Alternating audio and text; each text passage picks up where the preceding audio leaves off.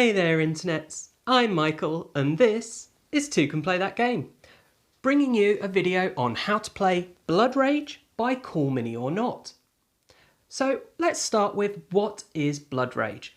Well, in Blood Rage you'll be controlling one of 4 different Viking clans during the end of the world, which according to Norse mythology is called Ragnarok. Now, the aim of the game will be to have the most glory, which is the equivalent of most Euros victory points. And whoever does, therefore wins because they have the most prestige with the gods. The way you'll go about doing this is each turn you'll be able to put out monsters, you'll be able to play cards that you have drafted into your hand at the beginning of each round, and some of those will give you new units, enhance your units, or give you quests to complete, which will give you glory. And you can also gain glory by winning those battles on the board, so you're vying for control of different areas because that's how the quests work, but you're also vying to have the most people in the area that will be destroyed by Ragnarok at the end of each round, because that'll gain you glory. So there are lots of different ways to gain glory, and you'll win if you have the most. So let's take it to the table and I can show you in more detail how to play Blood Rage.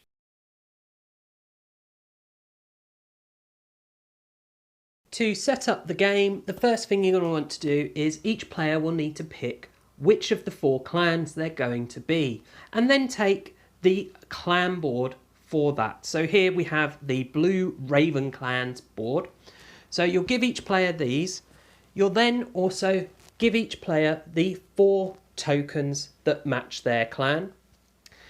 They'll then place one of these on the 6 rage space on the rage track here. They will place one on the start of each of these tracks here. So you have your rage, your axes and your horns. Then give each player the 2 large bases of their colour, the 2 spare small bases of their colour, and then the leader of their colour that should have one of the bases on, the ship for their colour that will have the sail of their colour, and then the 8 warriors for that clan. And you'll put the colour bases on for those. Then you're going to want to set out the game board. So start by placing your main game board in the middle of the table. Then next to that you're going to want to put out your Valhalla board. So sit that next to the game board. Then you'll also need to put out your age track next to the board. Then take the green bordered pillage token, which has the burning village on the back, and place this face up so that all the 3 clan symbols show on the square in the Yggdrasil space in the middle of the main board. Then you want to take the black bordered pillage tokens. Again, these have the burning village on them, and these will want to be shuffled up randomly and one placed in each of the other outer provinces here. And there's a square in each one. So just randomly put these out face down so you don't know what they are. Then turn them over so that you can see for gameplay what they will be. Then take all the Ragnarok tokens, which are the circular tokens with the name of each of the provinces on one side and then just an image of destroyed earth on the other. Shuffle these all up, and then for a 2-player game you'll reveal 3 of these tokens. For a 3-player game you'll reveal 2 of the tokens, and for a 4-player game you'll only reveal 1 token. So we'll set up here for a 2-player. So I reveal 3 tokens. So we've got Utgard here. So we find the province called Utgard, which is down the bottom here, and we'll place that token in that province. That represents this province is already destroyed and will not be used in this game. So we just do this 2 more times. Then we've got Gimli and Analang. So that's there. So we've got this quarter here sectioned off. Then you'll want to get your age track, and you can see on the age track during each age there is a space for a Ragnarok token. So you'll fill each of these in with the names face up.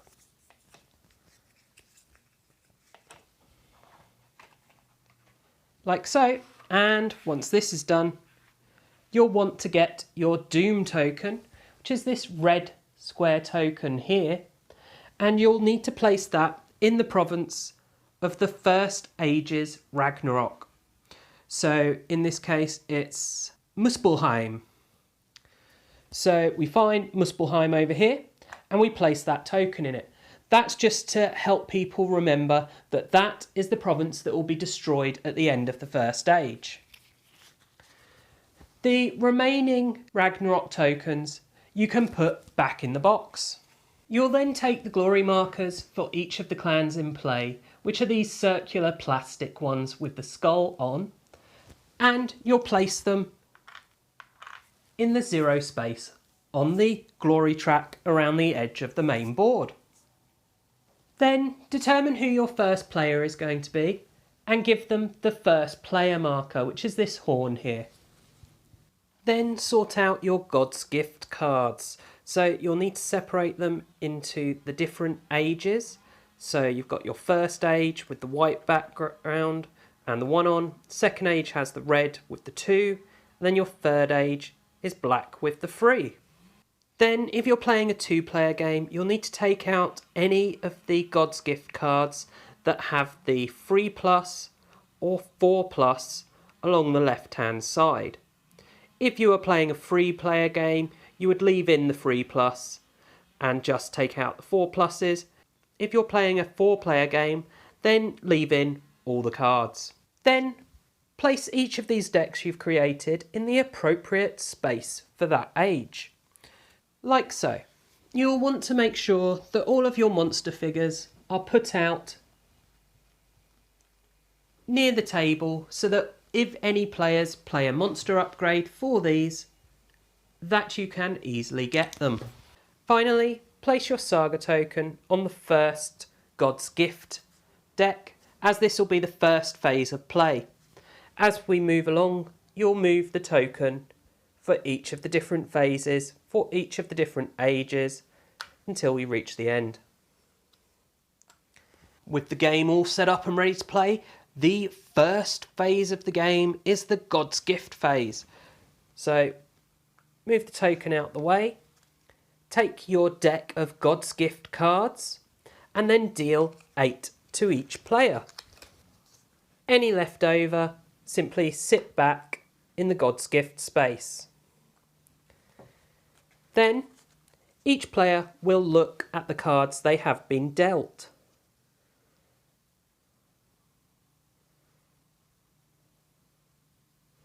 They will then choose one of the cards to keep, placing it face down in front of them.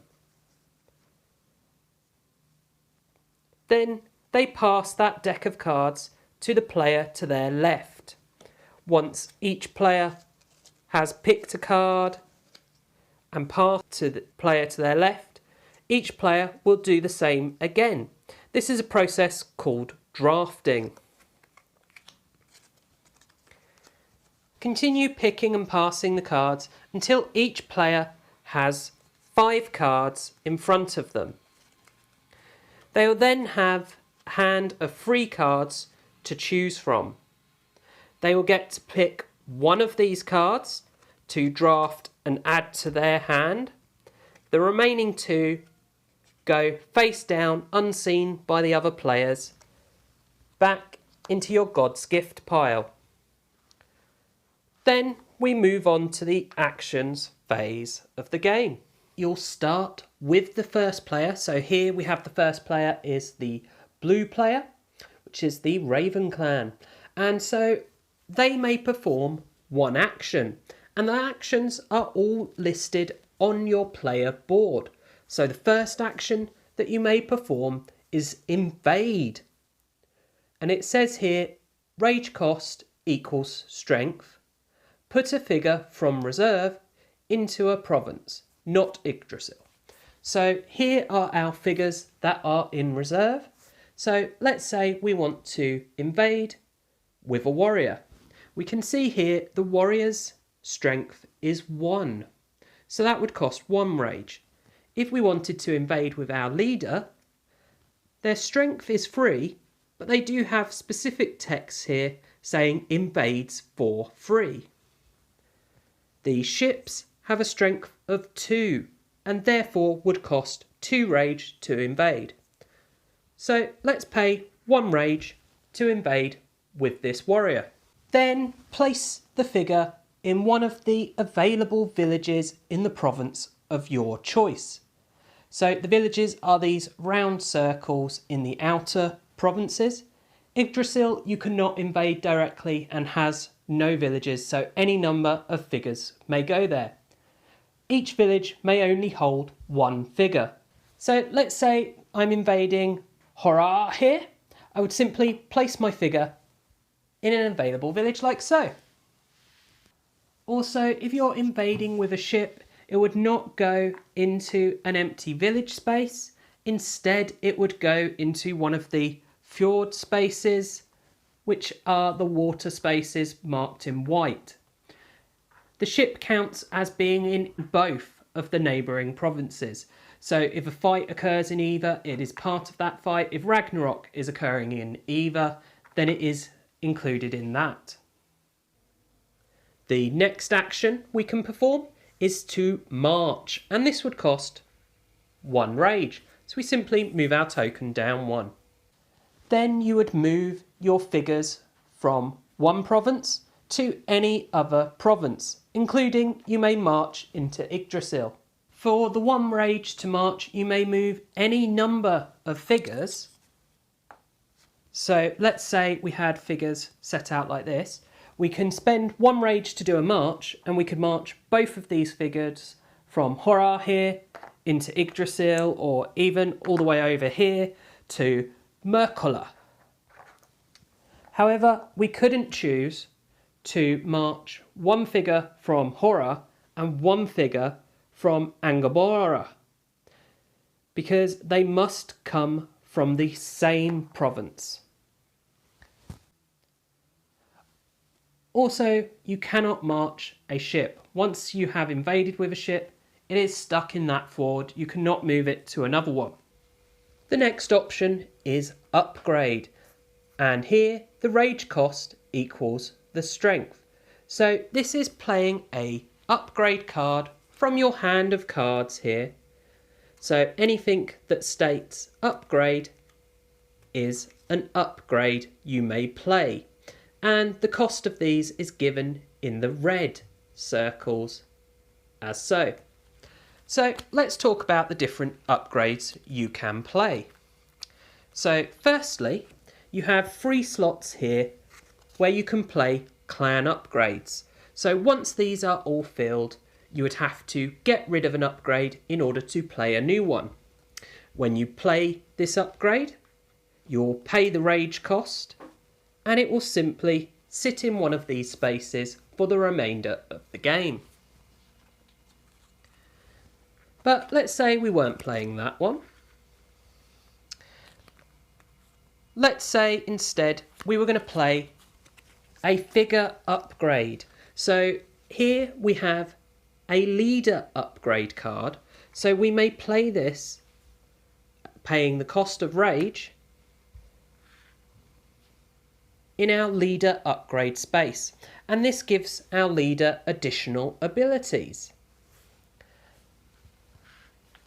Alternatively, you could have a warrior upgrade here, or a ship upgrade that sits off the side of the playmat here.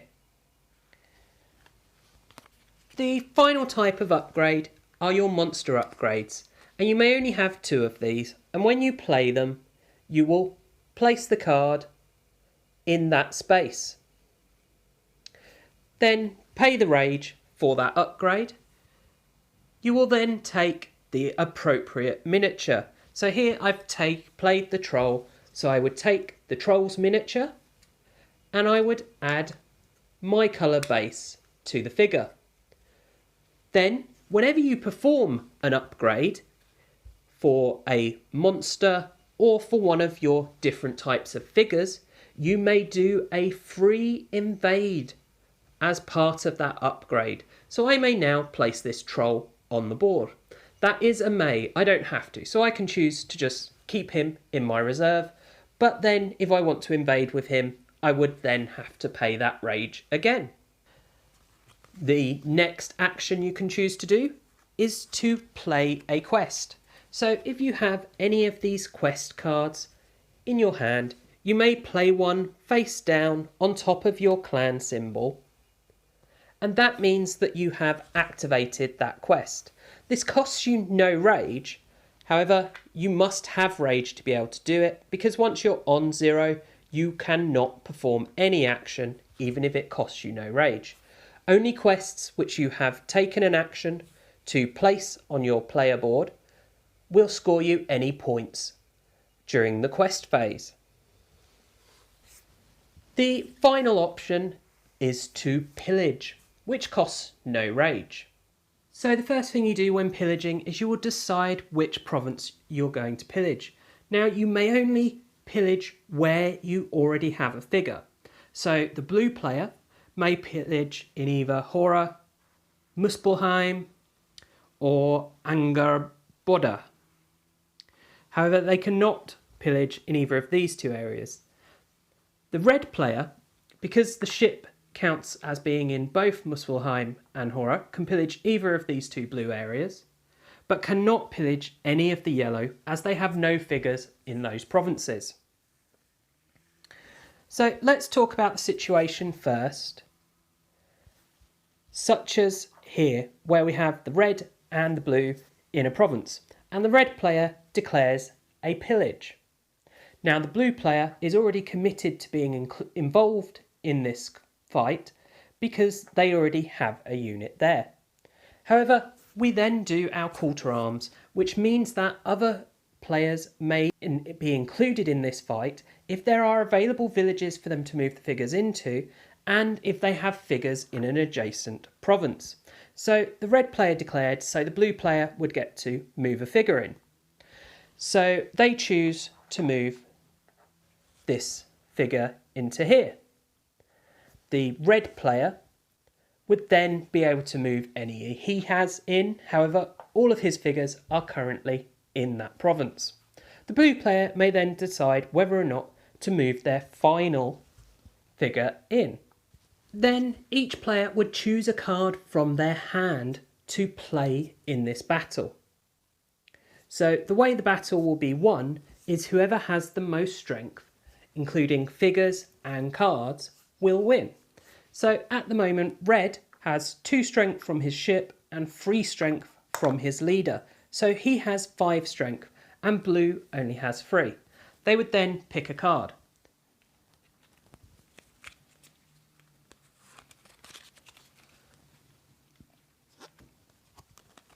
Typically at this point, most players would choose to play one of these red battle cards. However, you could choose to play any type of card.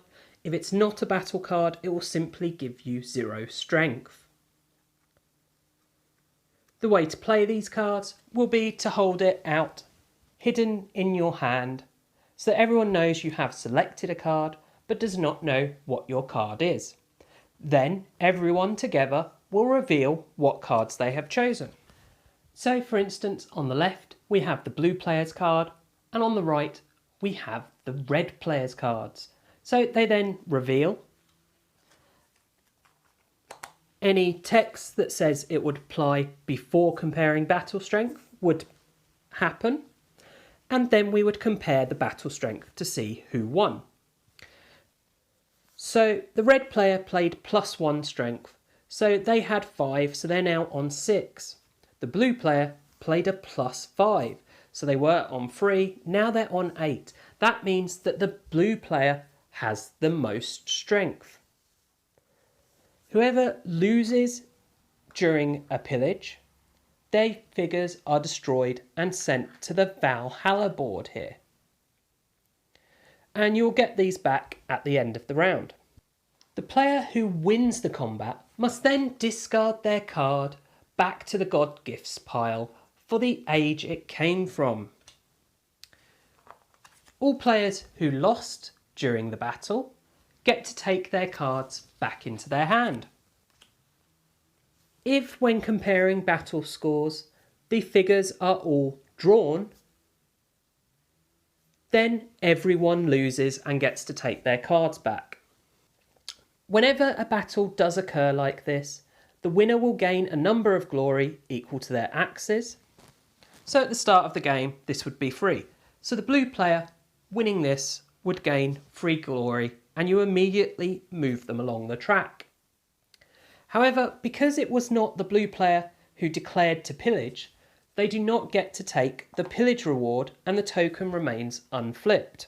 However, let's say that that didn't happen. That we had the blue player here and the red player had their ship in this ford.